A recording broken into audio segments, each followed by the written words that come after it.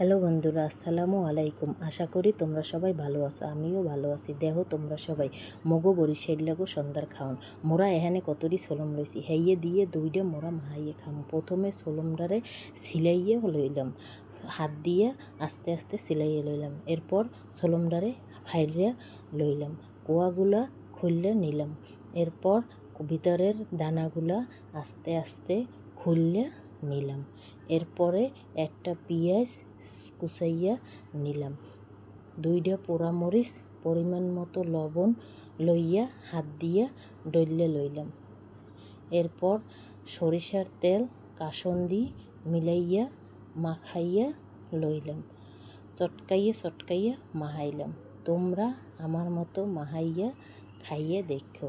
আশা করি রেসিপিটা তোমাদের কাছে ভালো লাগবে, বা আমার চ্যানেলটাকে তোমরা সাবস্ক্রাইব করে দিও, যাতে আমি ভিডিও ছাড়লে তোমরা দেখতে পারো। এর জন্য আমার চ্যানেলটা তোমরা সবাই সাবস্ক্রাইব করে নিও ইনশাআল্লাহ।